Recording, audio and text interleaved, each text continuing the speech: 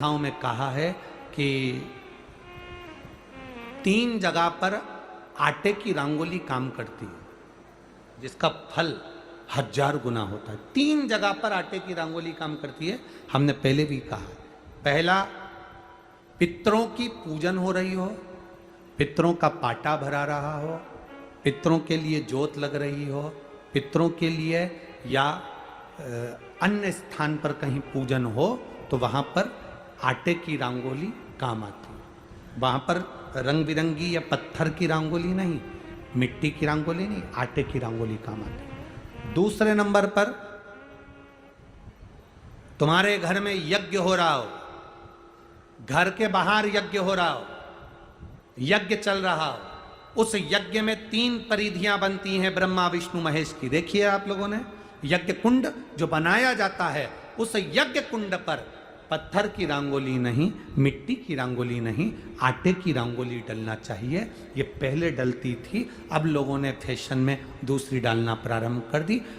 आटे की रंगोली डली होती है जब हम सांकल्य छोड़ते हैं, अग्नि को जब हम सांकल्य देते हैं तो जिस आटे की रंगोली उस पर बनी होती है तो हमारी जो सांकल्य छोड़ी जाती है उसमें से एक अंश भाग हमारे पितरों के खाते में चला जाता है, जिससे पितरों की मुक्ति प्राप्त हो जाती है।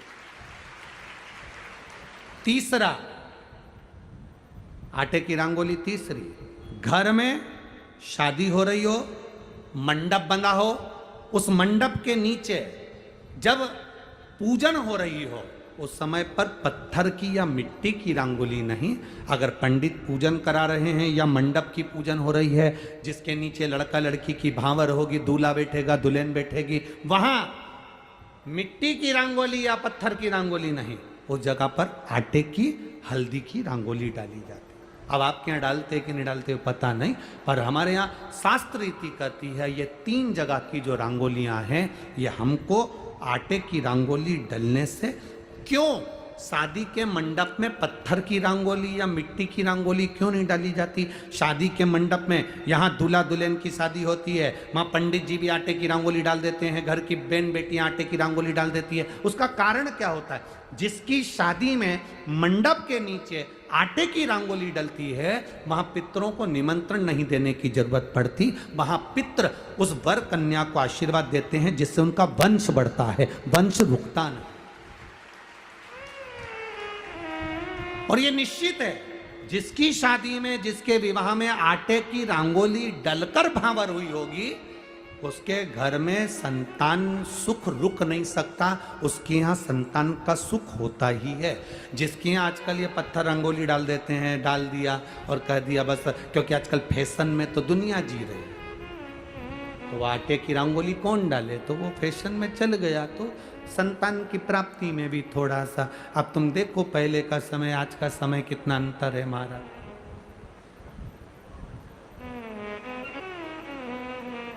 पहले के समय में संतान का सुख शादी के 1-2 साल में प्राप्त हो जाता था। आज के समय में संतान का सुख जब तक डॉक्टर के यहाँ दोनों जांच नहीं करा कर जाए, दिखा कर नहीं आ जाए।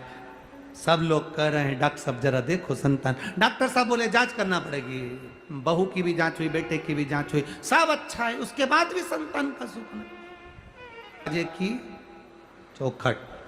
दूसरा स्थान बोलते जाओ जल्दी, यज्ञ कुंड। तीसरा स्थान शादी का मंडप, जहां पर भले चुटकी भर आटे की रंगोली बने पर वो जरूरी है। 3 स्थान आटे की रंगोली के, ये उसी तरह